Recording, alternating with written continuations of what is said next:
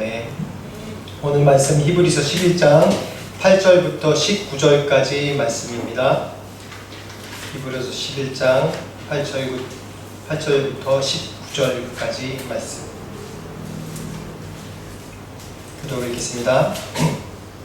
믿음으로 아브라함은 부르심을 받았을 때 순종하여 내 유업으로 받을 땅에 나아갈새 갈 바를 알지 못하고 나아갔으며 믿음으로 그가 이방의 땅에 있는 것 같이 약속의 땅에 거류하여 동일한 약속을 유업으로 함께 받은 이삭이 야곱과 더불어 장막에 거하였으니 이는 그가 하나님이 계획하시고 지으실 터가 있는 성을 받았음이라. 믿음으로 사라 자신도 나이가 많아 간청하였으나 인기할 수 있는 힘을 얻었으니 이는 약속하신 이를 믿으신 줄 알았음이라. 이러므로 죽은 자와 같은 한 사람으로 말미암아 하늘의 허다한 별과 또 해변의 무수한 모래와 같이 많은 후손이 생육하였느니라. 이 사람들은 다 믿음을 따라 죽었으며 약속을 받지 못하였으되 그것들 멀리서 보고 환영하며 또 땅에서 외국인과 낭비를 시원하였으니 그들이 이같이 말하는 것은 자기들이 본향 찾는 자임을 나타냅니다. 그들이 나온 바 본향을 생각하였더라면 돌아갈 기회가 있었으려니와 그들이 이제는 더 나은 본향을 사모하니 곧 하늘에 있는 것이라. 이러므로 하나님이 그들의 하나님이라 일컬음을 받으심을 부끄러워하지 아니하시고 그들을 위하여 한 성을 예비하셨느니라. 아브라함은 시험을 받을 때 믿음으로 이삭을 드렸으니 그는 약속을 받을 자들의 그 외아들을 드렸느니라. 그에게 이미 말씀하시기를 내 자손이라 칭할 자는 이삭으로 말미암으리라 하셨으니 그가 하나님이 이삭을 죽은 자 가운데서 다시 살리실 줄을 생각하자. 비유컨대 그를 죽은 자 가운데서 거룩하신 것이니라. 아멘. 오늘 말씀 계속해서 믿음으로 시리즈로 계속합니다.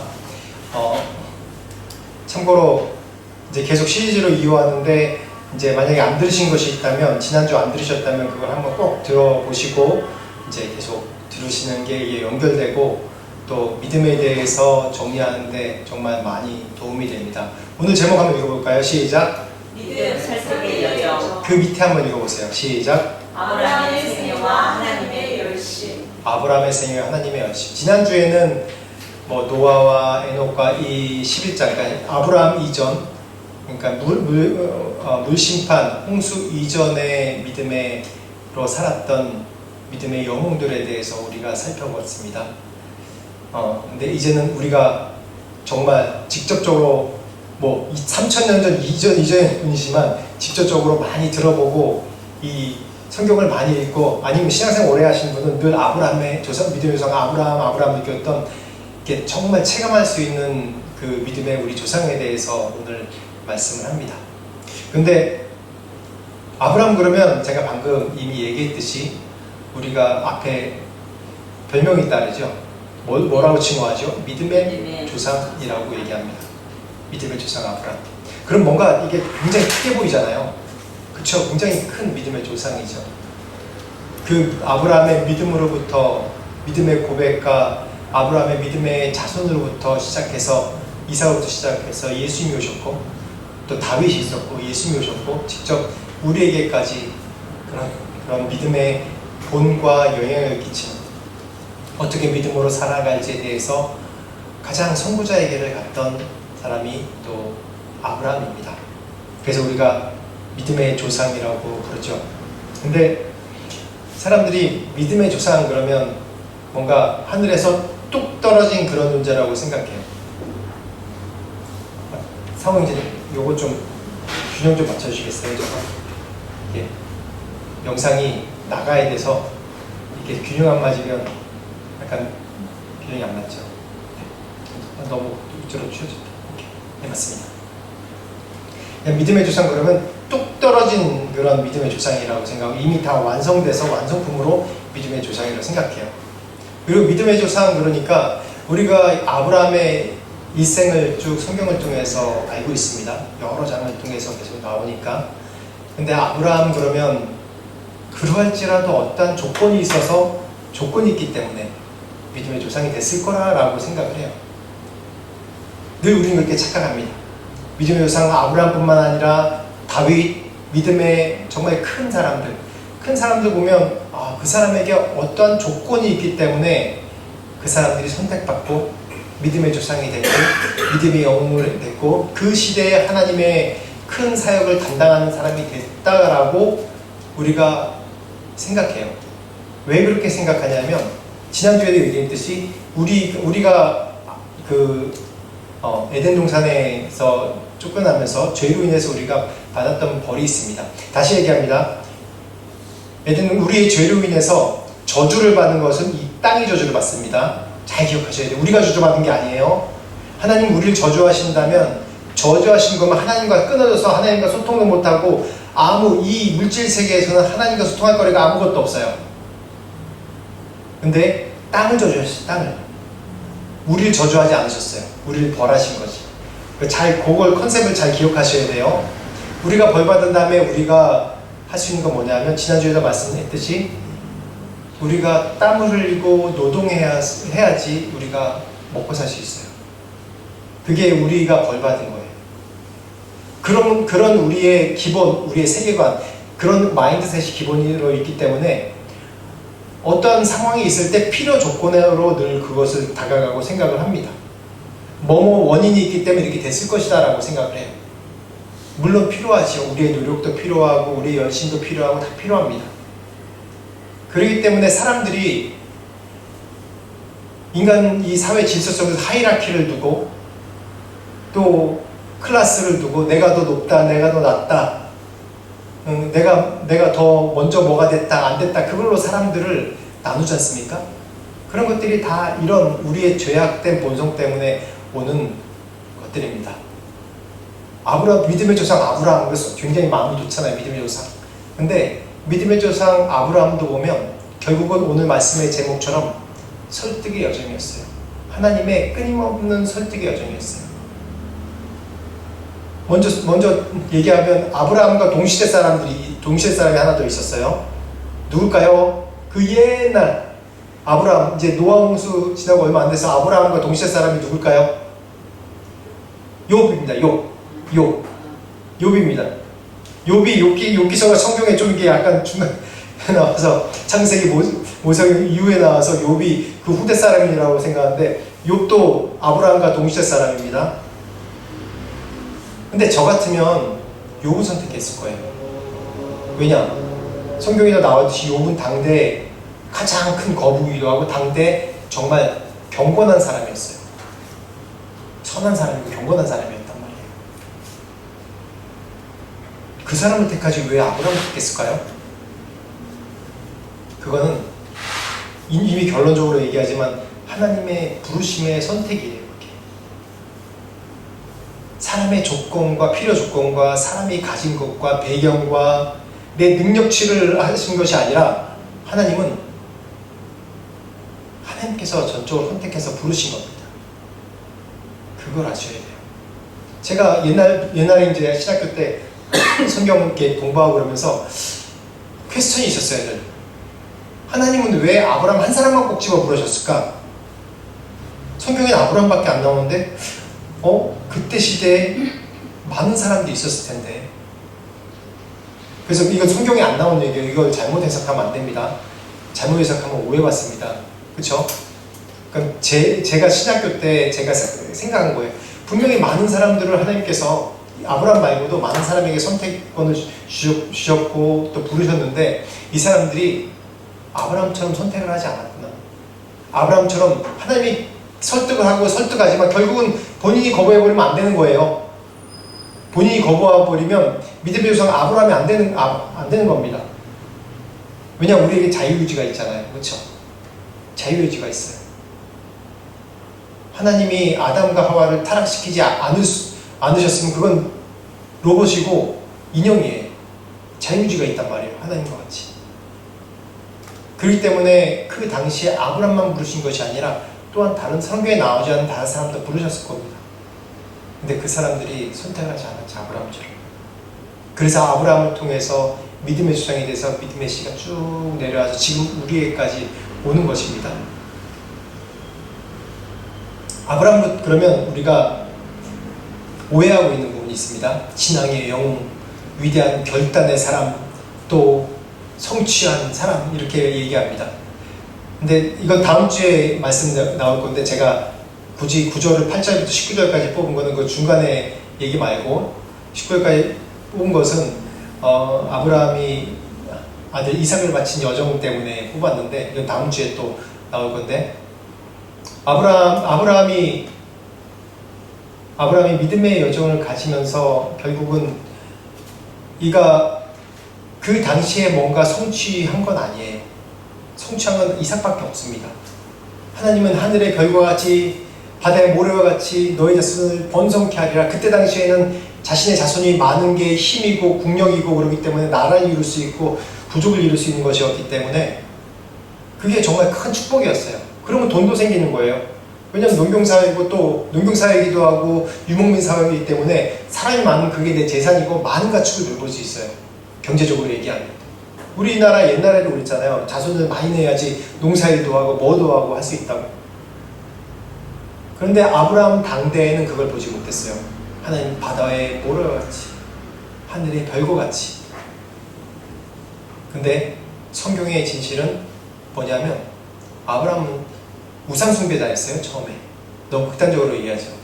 성경에 나와요.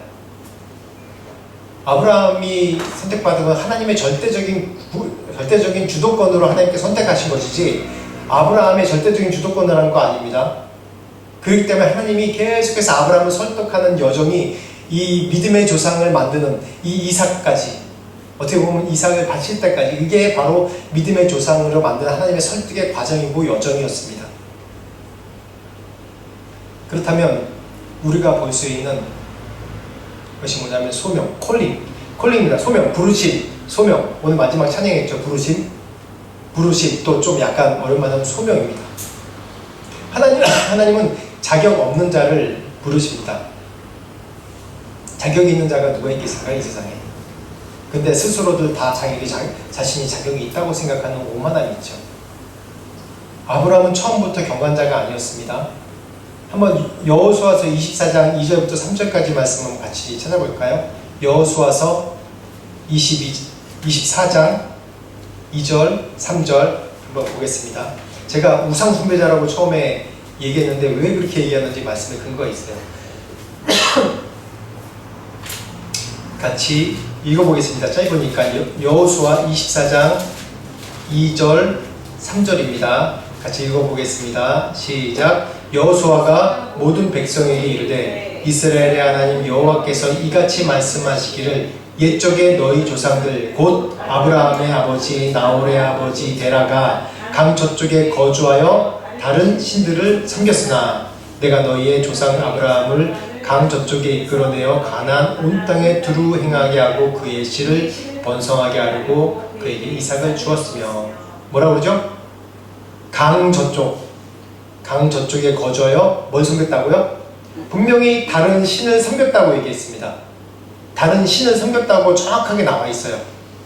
우리가 믿음의 조상이기 때문에 약간 순화해서 그래도, 근데 과거의 일은 정확하게 성경에서 얘기하죠. 여호수아가 그러면 우리보다 훨씬 가까운 아브라함 가까운 세대 아니에요? 그러니까 더 명확하게 알죠. 더 가까우니까. 그래서 이방 땅에 거하는 그때 당시에 이제 우리가 구약 성경방 시작하는데 구약 성경방 다시 하면 그 부분에 대해서 지형과 정확하게 역사적인 사실에 대해서 구분해서 정확하게 배웁니다. 이 메소포타미아 지역이 굉장히 발달한 지역이 있습니다. 그때 당시 모든 문명의 시작이라고 또 말할 정도로 그렇게 발달한 지역이었어요. 굉장히 화려한 지역이었고 지금도 그런 고고학에서 발굴을 하면 굉장히 놀라지 않습니까? 그리고 뭐 칠대 불가사의 그런 것도 있고 그렇듯이 이 메소포타미아 지역이 굉장히 발달한 지역이었어요. 그래서 갈대아 우루, 그 갈대아 우루 지역이 메소포타미아 그러면 우상의 도시입니다. 온갖 신들이 다 거기서 나왔어요. 당시 가나안에 영향을 미쳤던 그런 모든 신들도 다 어떻게 보면 메소포타미아 문명에서 나온 신들입니다. 그 신의 영향이 또 나일강 유역에 또 거기까지도 영향을 미쳤고요. 그래서 한마디로 얘기하면 우상의 도시였어요. 그때 당시에는 뭐 우리 가까운 지금도 좀 마찬가지지만 그 집안의 가장 어른 그 아버지가 결정하면 가족 전체가 따르는 그런 문화였습니다. 당시 아브라함 가족은 하나님이 누구인지 모르는 상태에서 살았던 것 같아요. 그래서 평범하게 그때 당시 메소포타미아 사람들이 다 그랬듯이 세상에 섬기지 우상 섬기는 그런 삶을 살았습니다.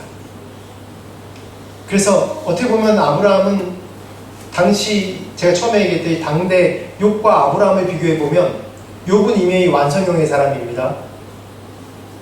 그때 당시 굉장한 거구였고 또 정말 하나님 성경책에도 나왔듯이 당시 정말 경건한 자였어요. 하나님을 두려워하는 자였고. 근데 이 사람을 섬기지 않고 왜 이 사람 어떤 사람이에요? 아브라함. 우리 믿음의 입장에서 보면 우상숭배자란 말이에요. 우상숭배자. 극과 극의 사람이란 말이에요. 근데 왜 하나님이 이 사람을 선택하지 않고 이 아브라함을 선택했을까요? 그게 바로 부르심이에요. 하나님의 주도적인 부르심, 콜링, 부르심. 자격 없음에도 부르시는 것이 그런 하나님의 뜻입니다. 그래서 어떻게 부르셨을까요? 처음에는 떠나라는 것이었어요. 본토, 친척, 아비집을 떠나라라고 이제 12장 말씀 쭉 보면 나와 있죠. 본토, 친척, 아비집을 떠나라고 하나님께서 강권적으로 말씀하십니다. 근데 우리가 사실 나의 그런 안정장치, 나의 익숙한 것을 버리는 것은 참 쉽지 않아요. 정말 쉽지 않습니다. 내가 이미 살던 것을 버린다는 거 쉽지 않아요. 거기다가 메소포타미아 가장 발달된 문명에서 살다가 이곳에 그 광야 같은 데 온다는 거 정말 쉽지 않아요. 제가 인도 있을 때 저희 단체가 미국 단체이기 때문에 미국 선교사들이 많이 있었어요. 근데 미국 선교사들 보면 제가 이해 안 되는 부분들이 좀 많았거든요. 저희는 한국 사람은 항상 저희 때는 뭔가 사역이 주어지면 일을 열심히 하고 뭐 밥을 못 먹더라도 목표에 대해서 열심히 하고 뭐 그런 게 저희 세대 때 이제 문화였어요. 근데 미국 선교사들은 일 열심히 하는 것보다 제가 보기에는 모임을 많이 하고 또 자기 여가를 즐기는 것이 많고 사역은 한 반도 안 하는 것 같았어요. 저희 하는 거 반도 안 하는 것 같았어요. 그래서 저러려면 왜 여기에 왔지? 라는 제 안에 판단하는 마음들이 있었거든요. 그런데 제가 작년에 제가 이런 말 미국에 잠시 미국이라고 얘기하는 이 곳에 공항만 잠깐 갔다 왔잖아요. 그런데 가보고 미국 사람이 인도에 와서 산다고? 또 미국 사람이 이 태국에 와서 산다고? 그때는 훨씬 더 발달된 나라예요. 지금은 좀 많이 힘들지만 옛날 20년, 30년 전에는 정말 세계에서 최고 발전되고 안정된 나라였잖아요. 그런 데서 이렇게 불안한 인도에 산다고? 이제 그게 인식되는 거예요. 또 여기 계신 여기서 계신 미국 선교사님들이 한 40년 그렇게 넘게 계신 분들도 있어요. 저번에 우리 크리스마스 파티 때 저희 전도 집회 때 와서 우리 설교해 주신 그 부부가 한 40년 넘으셨어요. 83년인가 2년에 오셨으니까. 근데 그때 당시는 훨씬 더 화려하고 훨씬 더 발전된 나라였잖아요. 근데 그분들이 이곳에 와서 그렇게 산다고? 그때는 또 이 나라도 이렇게 잘 산 나라가 아니었잖아요. 그렇게. 또 캄보디아 난민들도 많이 넘어오고.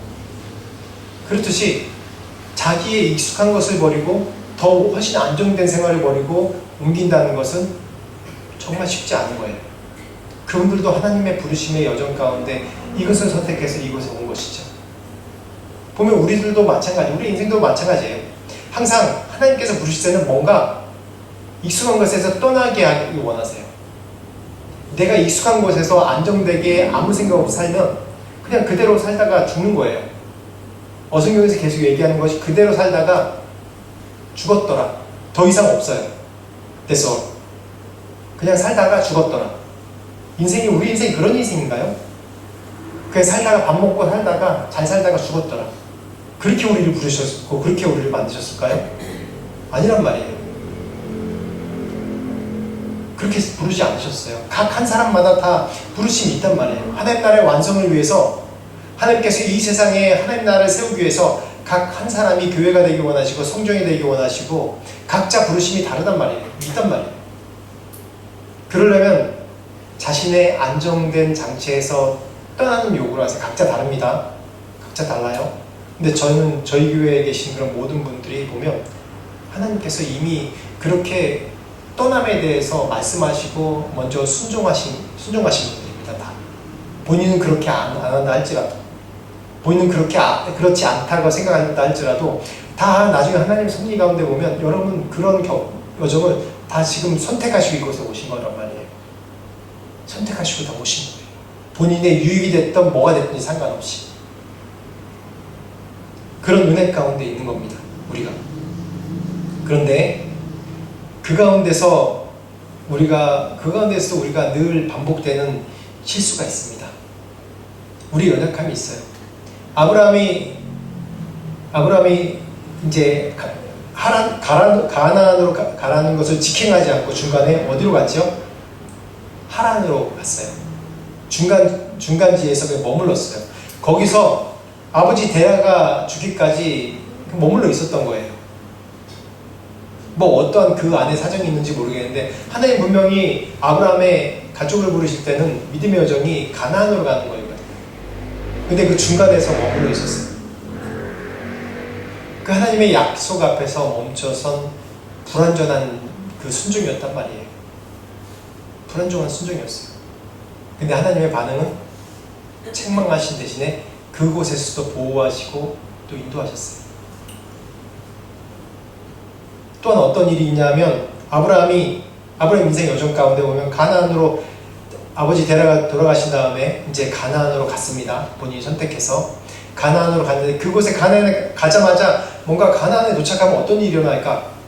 뭔가 하나님께서 부르심에 그런 오랫동안 내가 메소포타미아를 갈대아우를 떠나가지고 하란을 거쳐서 또 그 믿음의 많은 여정 가운데 이 가나안으로 왔는데 가나안으로 오면 뭔가 큰 일이 일어날 거라고 생각했을 수도 있을 것 같아요. 제가 그랬거든요. 제가 인도 선교사로 처음 나갈 때 인도에 딱 선교사로 들어가면 인도에 많은 15개의 인과 손을 들려서 저를 환영해 선교사님 어서 오십시오 구원해 주십시오라고 그런 마음에 그냥 현상이 나타나는 것이 아니라 그런 뭔가 기대감. 그래서 사람들한테 접근하면 뭔가 확 반응을 하고 사람들한테 접근하면 진짜 예수를 처음 알았다 그러면서 막 올 것 같았어요. 근데 릭샤기사부터 구박을 하고 영어 못한다고 구박을 하고 그런 아픔과 그런 여정 속에서 살았거든요. 아브라함이 가나안에 도착하자마자 뭔가 정말 화사한 일들이 일어날 것 같았는데 그게 아니라 어떤 일이 일어났어요? 그 땅에 기근이 닥쳤어요. 기근이 일어났단 말이에요. 가뭄이 일어났단 말이에요. 먹고 살 수가 없어요. 그래서 아브라함이 선택한 것이 뭐냐면 하나님께 기도하지 않았어요. 그냥 가까운 이 풍족한 땅 애굽으로 옮겨갔단 말이에요. 하나님한테 묻지도 않고. 그것은 어떤 일을 벌였는지 우리 성경 말씀이 알잖아요. 자기가 생존하기 위해서 사라를 누이라고 속이고 아내를 뺏길 뻔했어요. 이런 비겁한 사람이 비열하고 비겁하고 거짓말하는 사람이 믿음의 조상 아브라함이 될 자격이 있을까요? 있을까요 정말? 근데 하나님은 책망하지 않으셨어요. 책망하지 않고 보호해 주시고 우리 얘기로 하면 전화위복이 되게 해주셨단 말이에요. 분명히 책망하시고 때리셔야 된단 말이에요. 근데 전화위복이 되게 하시고 다시 돌아오게 하셨어요. 많은 재산을 가지고. 이것이 뭐냐면 하나님께서 우리가 지난주에도 계속 얘기했지만 하나님이 이 믿음에 대해서 기본 컨셉으로 우리가 알게 뭐냐면 횃불언약에 대해서 알아야 돼요. 횃불언약 그러면 다시 한번 얘기하는데 하나님과 아브라함이 이제 계약을 하는데 언약을 하는데 이 동물의 쪼개입니다. 동물을 쪼개고 그 사이로 같이 계약자와 같이 지나가는 거예요. 그 의미는 뭐냐면 만약에 이 계약, 이 약속을 지키지 않으면 이 짐승과 같이 쪼개지리라. 그러니까 죽인다는 얘기예요. 쉽게 얘기해서. 그런 계약인데 아브라함이 하나님과 계약하다가 이제 하나님이 임재하신 기다려 졸았어요. 그리고 존 사이에 하나님이 불로써 그 쪼갠 사이를 지나갔어요. 그 얘기가 뭐냐면 넌 상관없이 내가 그 약속을 지키겠다는 얘기예요. 믿음이 그거예요. 믿음이. 그래야지 믿음이 온전한 믿음이 완성돼요. 우리의 어떠한 조건과 우리의 어떠한 계약을 이행하는 게 있으면 우리의 노력을 들어가면 믿음이 완성되지 못해요. 그래서 하나님이 직접 지나가시고 내가 선택했고 내가 책임지고 내가 뭐하든지 너를 인도하겠다. 너는 그냥 믿기만 해라 라는 의미입니다. 이거는 계속 기억하셔야 돼요. 그래서 우리가 믿음으로 살아간다고 할 때 가장 중요한 게 내 노력이 아니라, 왜냐하면 우리는 계약의 조건에 대해서 이행할 게 아무것도 없어요. 그냥 그 계약이 실존하다는 건 믿기만 하면 돼요. 그래서 우리 늘 우리 안에 내 비움이 들어가야 되고 내 내려놓음이 들어가야 되고 그런 것들이 바로 믿음의 여정인 거예요. 근데 또 아브라함이 큰 실수를 한 게 뭐냐면 이스마엘입니다. 인간의 방법을 선택한 것이 아브라함의 큰 실수였어요. 아브라함은 하갈을 통해서 이스마엘을 낳았습니다. 하나님의 약속을 기다리다가 지쳤어요. 아니 자식을 주겠다고 하셨는데 사라를 통해서 어마어마하게 많은 자식을 줄 줄 알았는데 안 돼가지고 사라의 몸종 하갈을 통해서 아들 이스마엘을 낳았습니다. 우리에게도 보면 이 부분을 늘 조심해야 되는 것 같아요. 제가 첫 번째 여기 띄워놨죠. 보세요. 인본주의적 열심입니다. 인본주의적 열심. 우리가 뭐든지 할 때 내가 할 수 있는 게 있어요. 사실 이 세상에 살면서. 그래서 내가 할 수 있는 걸 해놓고서 이게 하나님이 이루셨다고, 하나님 뜻하셨다고 얘기하는 것들이 많아요. 우리 안에. 저도 사역하면서 그런 게 너무 많단 말이에요. 저도 사역하면서. 아브라함이 이랬단 말이에요. 사라는 벌써 경수가 끊어져가지고 자식을 낳을 수 없는 그런 몸이 됐지만은 아브라함에게는 아직 그렇게 자식을 낳을 수 있는 만한 가능성이 있었어요. 그래서 그걸 시도한 거란 말이에요. 이게 전능하신 하나님, 유일하신 하나님, 또 모든 것을 이루시는 하나님이라는 그런 믿음이 아니란 말이에요. 이건 바로 인본주의적인 자기 열심이에요. 우리가 믿음에는 기다림이 필요합니다. 꼭 분명히 인내가 필요해요. 믿음에는 내가 믿고 회개하고 하나님 만나는 뭐가 뻥 하고 터지는 게 아니란 말이에요. 우리 인간의 여정같이, 인간의 인생의 여정같이 우리의 믿음에도 이 기다림의 여정이 필요한 시간이에요. 이 기다림의 여정 가운데 하나님께서 그냥 두시는 게 아니란 말이에요. 계속해서 우리 연단하시고 다루시고 정말 믿음을 주시고 하나님 만나게 하시는 그런 인간의 여정이 있어야 돼요. 사도 바울도 거의 13년간의 그런 기다림이 있었어요. 그 다음에 안디옥 교회에서부터 바나바와 사역을 시작했고, 예수님도 이미 태어나자마자 꼭 불교 부처처럼 뭐 천상천하 유아독종 그러면서 막 일 가르치면서 할 수 있는데 그게 어안이잖아요.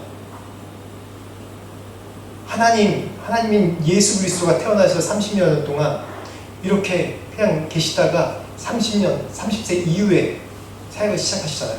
인간의 질서를 존중하셨기 때문에 그래요. 왜냐하면 우리 어성경 집중세미나 할 때도 우리 김영애 목사님이 얘기하셨지만 30세 랍비가 될 수 있는 건 30세 이후부터 랍비가 될 수 있어요. 이미 이전에 벌써 지혜가 12세 때 누구랑 얘기해도 와, 지혜가 어디서 났는지라고 감탄하는 것처럼 랍비들도 이미 그때 그렇게 다 하실 수 있었지만 기다리신 거예요. 30년 동안. 인간의 방법을 쓰지 않으려면 계속 기다려야 되는 거예요. 내가 할 수 있는데도 하지 않는 거예요. 모든 걸 내가 다 갖고 있는데 하지 않는 건 참 쉽지 않습니다. 아무것도 없는데 하지 않는 건 우리가 쉬워요. 그렇기 때문에 정말 하나님께서 우리를 벼랑 끝으로 몬다고 생각되는 거예요. 우리가 내가 벼랑 끝에 있는 것 같아요. 그때부터 하나님께서 시작하시는 거란 말이에요. 내 인본주의적 열심, 내가 할 수 있는 것, 그 모든 것을 다 내려놓게 하시려고, 하나님이 직접 하시려고 나를 그 벼랑 끝에, 내 느낌의 벼랑 끝에 쓰는 것 같은 그런 시간을 주신 거란 말이에요. 나의 가능성을 인정하는 것, 조금이라도 인정하는 건 뭐냐면 불신앙이 있다는 증거입니다. 내가 이루어놓고 내가 해놓고 하나님께서 하셨어 라고 얘기하면서 꼭 그런 과정들은 꼭 중간에 내 안에 공로의식이 꼭 생기게 돼 있어요. 근데 여러분 벼랑 끝에서 구원받고 내가 아무것도 할 수 없는 데서 구원받으면 내가 잘할 것이 아무것도 없단 말이에요. 제가 태권도하고 뭐하고 그런 얘기 잘 안 해요. 사실 사람들한테. 내가 목사인데 이 영적인 일 하는데 뭐 태권도 한다고 그런 얘기를 들을까봐 하는 게 아니라 사실 그냥 자격증으로 얘기하면 저 되게 위험한 사람이에요. 근데 왜냐면 자격증이 이 무속에 관한 자격증이 많아요. 근데 그런 걸 왜 안 하냐, 얘기를 안 하냐면 자격증이 중요한 게 아니라 그 과정 가운데 하나님께서 내 힘을 다 빼시고 믿음으로 하나님을 따라가게 하시면서 그런 태권도라 사역을 하면서 인도 사람을 더 많이 만난 거예요. 그 전에 10년 이상을 대학생하고 만난 거보다 더 많이 만나게 하시고 더 많이 인도 사람들을 케어하게 하시고 더 많이 만난 거예요. 그래서 저는 태권도나 그런 얘기 안 하는 게 내가 한 게 아니라서 그래요. 나는 그런 자격증을 딸 존재도 아니고 그런 열심도 없고 왜냐면 내가 육체 있는 거 너무 싫어하거든. 육체 있는 거 너무 싫어하는 사람이에요. 근데 그렇게 저를 벼랑 끝에 모셨어요. 사역 끝에 가운데. 그러니까 내가 지금도 거기에서 내 자랑할 것이 아무것도 없어요. 내가 한 게 아니니까. 그렇게 해서 우리를 하나님께서 이 벼랑 끝으로 계속 우리 인생에 모시는 거예요. 만약에 여러분들 벼랑 끝에 있다고 생각하시면 있습니까? 기다리세요. 그때가 가장 좋은 기회입니다. 하나님, 저는 할 수 있는 게 아무것도 없어요. 하나님과 해보세요. 아니 해주세요. 전 몰라요. 근데 인간은 조금이라도 여지가 생기잖아요. 그러면 내가 뭐 되는 줄 알고 내가 했네? 내가 좀 해봐야지. 그것조차도 하지 마세요. 그냥 따라가세요. 난 너무 수동적으로 사람은 수동적으로 사는 거에 대해 익숙하지 않아서 수동적으로 사는 건 내가 무능하다고 생각하고 아무것도 아니라고 생각해요. 그러지 마세요. 내가 하나님 앞에 있다면 철저하게 하나님 앞에 수동적이 되세요. 철저하게 하나님 앞에. 이 우리의 기다림 속에 하나님은 뭐를 하냐면 브레이킹하는 시간, 파괴하는 시간을 가집니다. 하나님이 이스마엘을 이제 아브라함이 이스마엘을 얻은 다음에 자기 인간 노력이죠. 이제 한 13년, 15년 동안 침묵하셨어요. 인간적인 열심을 파괴하고 전능하신 하나님을 보이게 하시려고. 왜냐하면 이 기간 동안에 이스마엘 난 다음에 그 성경에 기록이 없어요. 하나님의 침묵하신 시간이었단 말이에요. 아브라함이 99세 때 딱 나타나셨어요. 그전엔 좀 이제 아직 힘도 있고 아기를 낳는 힘이 있었나 보죠. 근데 99세 됐을 때는 아브라함도 자기가 인간적으로 자식을 얻을 가능성이 아무것도 없다는 걸 본인이 스스로 알았던 시간이에요. 하나님이 그 아브라함의 노력에 힘을 빠지길 기다린 절대적인 시간이었단 말이에요. 아브라함의 여정 가운데 이 전에 이런 시간이 또 있었어요. 처음에 부렸을 때 하란에서 잠시 멈춰 있었죠. 가나안으로 가라는데, 근데 데라 아버지 뒤까지 기다리면서 다시 한번 하나님 그때 아브라함을 좀 테스트해보는 시간이었단 말이에요. 그 기다림 속에. 모세 보세요. 40년간 화려하게 살았잖아요. 40년간 어땠어요? 광야에서 기다림의 시간이었어요. 그때 어떻게 살았는지 성경은 안 나와요. 그걸 우리가 성경에서는 하나님의 침묵이라고 얘기하잖아요. 우리들이 자주 얘기하죠. 하나님 왜 내 인생에 침묵하십니까? 왜 지금 아무 말씀도 안 하십니까? 왜 아무것도 해가지 않으세요, 하나님? 그렇게 말씀하지 않으십니까? 저도 그럴 때가 있었어요. 근데 그 시간이 어떤 시간입니까? 철저하게 나를 깨부수는 시간입니다.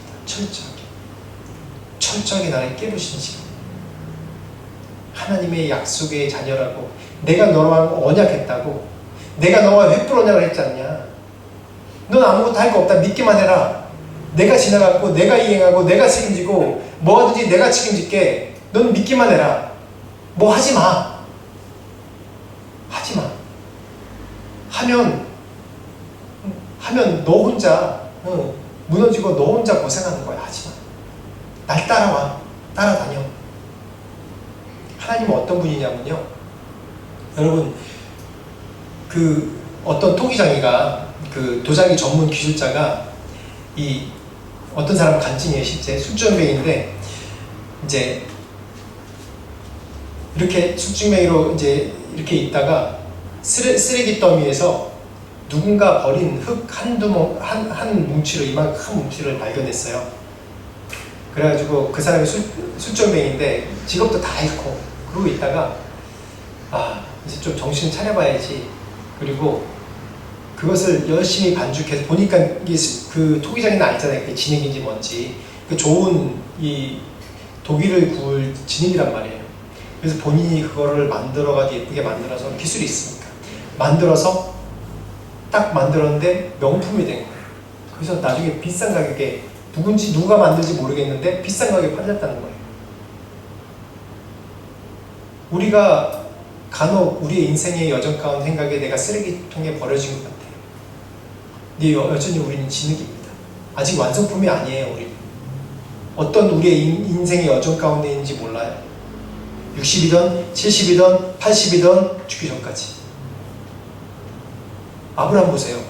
99세 때 하나님 다시 나타나셨잖아요. 자기 힘 다 빠졌을 때. 여러분 자기 힘으로 열심히 하다가 99세까지 아브라함처럼 가실래요? 지금 젊은데 빨리 지금 포기하고 다 내려놓고 하나님 앞에 수동적으로 나오는 게 낫지. 99세까지 가실래요? 99세라는 얘기는 하나님은 인간이 나이가 어떨지 상관없이 계속 포기하지 않는다는 거예요. 그 진실은. 진리는 바로 그거예요. 절대 포기하지 않으십니다. 우리의 나이에 상관없이 하나님은 우리를 만들어서 사용하실 수 있는 분이에요. 그게 바로 전능하신 하나님이잖아요. 맞죠? 이스마엘을 포기하고 이삭을 기다려야 됩니다.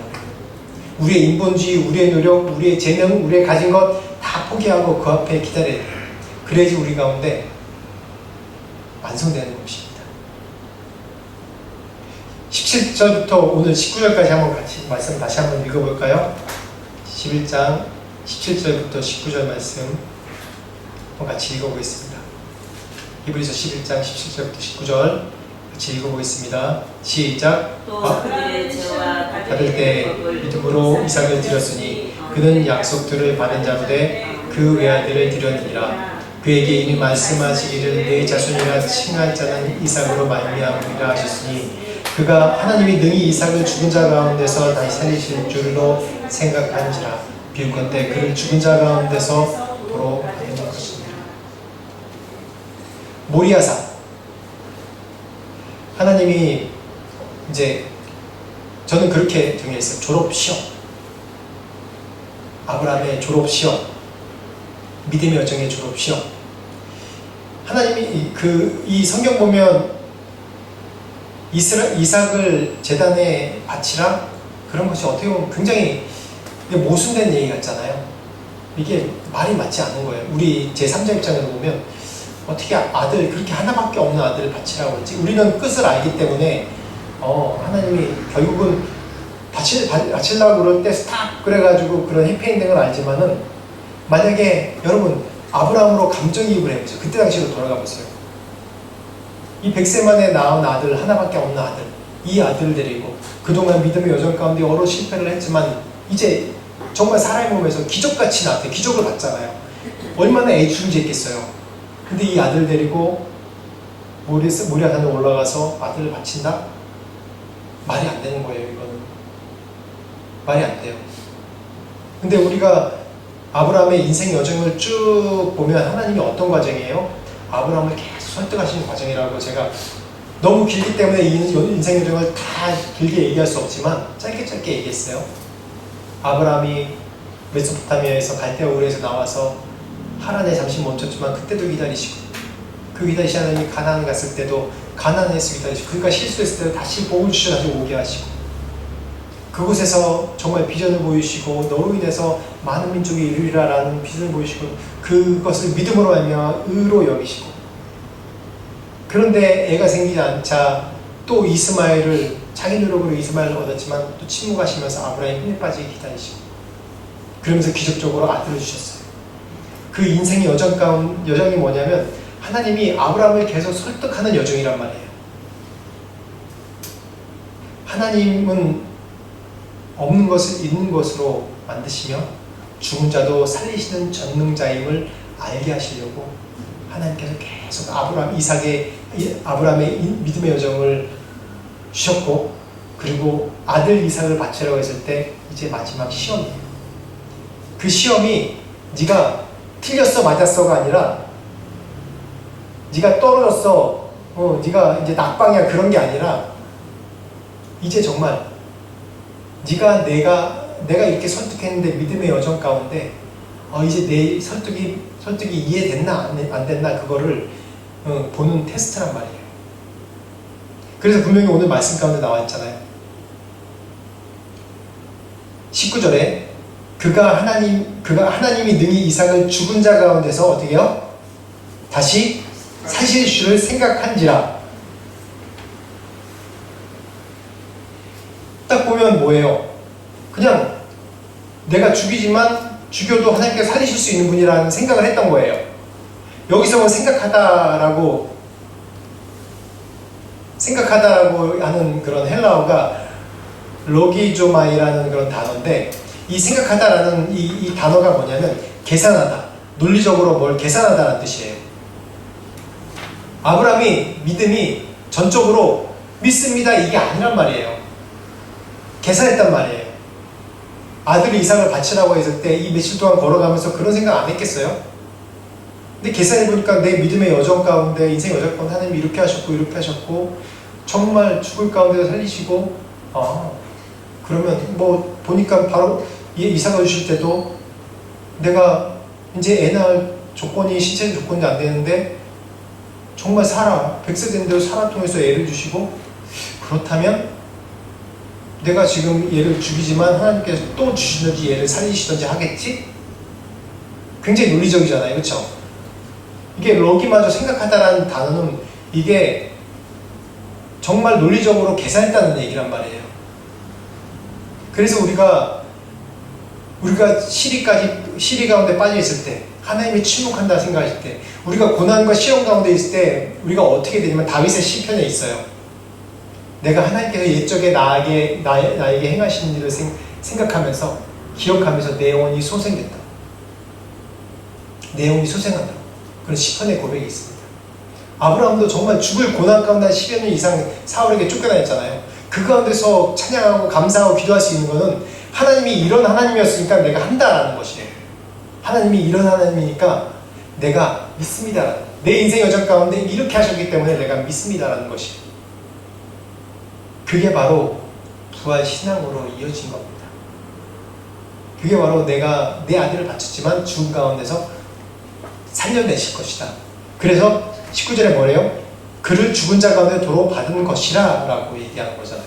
이게 바로 이삭의 이 샘플이 바로 예수님을 상징하는 것도 됩니다. 그러면서 여기서 아브라함이 이삭을 바칠 때 그만하라라고 하나님의 명령을 듣고 바로 옆을 보니까 뭐냐, 이 떡이나 이 가지에 이 염소가 걸려 있는 거예요. 그래서 가져다가 그걸 제물로 드렸거든요. 그러면서 뭐라고 하냐면 여호와 이레라고 얘기했어요. 여호와에서 하나님께서 여호와 이레 그러면 하나님께서 준비해 주셨다. 뭔가 지금까지 인도해 주셨다라고 우리가 생각하잖아요. 맞아요. 근데 이 말의 정확한 뜻은 하나님은 준비해 주신, 프로바이더, 그러니까 제공해 주신, 준비해 주신 분. 아브라함은 아무것도 안 했어요. 아들 바치려고 정말로 진심으로 아들 바치려고 했어요. 그런데 하나님이 이미 바칠 제물을 준비해 주셨다는 거예요. 그리고 하나님은 보고 계신 거예요. 뭘 보고 계시냐면 아브라함이 아들을 바치기 그 전부터 여정을 계속해서 지켜보고 계시고 함께 계셨잖아요. 하나님의 시선은 아브라함의 고통과 어려움과 침구하셨을 때도 계속 그 과정을 지켜보고 계시고 함께 계신 분이 바로 하나님이에요. 그게 바로 여호와 이레인 거예요. 그리고 보여지는 것입니다. 나타나신 겁니다. 하나님께서 증거로 그 가운데 나타나셔서 증거로 이미 제물을 준비하시고 그래서 아들 이삭 대신 제물을 바친 것. 그걸로 증거가 일어나지 않습니까? 그런 것처럼 저희도 올해 기도 제목이 우리 모든 교인들, 우리 성도들 다 영적인 돌파가 있기로 원하고 기도하면서 뭐라고 기도하냐면 하나님께서 영적인 돌파한다는 증거를 계속 보여주세요. 증거를 계속 보여주세요. 우리가 보이는 증거 아니면 우리가 하나님을 따를 수 없습니다. 하나님 도와주세요. 라고 이렇게 계속 기도하고 있어요. 여러분 가운데 그런 증거가 계속 여러분 삶 가운데 드러날 줄 믿습니다. 네. 증거가 드러날 줄 믿습니다. 네. 그래야지 우리가 믿음의 여정을 따라갈 수 있지 않습니까? 그렇듯이 이삭을 바친 그 예표가 바로 모리아산, 이 골고다 언덕, 바로 이삭, 예수 그리스도 죽은 가운데서 다시 살리심 받은 것, 그 대속의 수양, 어린 양, 대속의 수양, 이삭 대신 이 수양을 갖다가 바쳤죠. 준비된 여호와 일을 하면서 이게 바로 하나님의 어린 양, 이런 비유로 된다는 겁니다. 제가 지난주에도 2주 전에도 이런 비유를 드렸어요. 던짐에 대해서, 믿음의 던짐에 대해서 얘기하면서 뭐라고 했냐면, 지금 섞어서 고개사가들이 서로 그네를 들 때 이제 잡고 있는 사람이 다른 그네로 갈 때 어떻게 하냐면, 다른 그네에서 이 사람으로 옮겨올 때 보면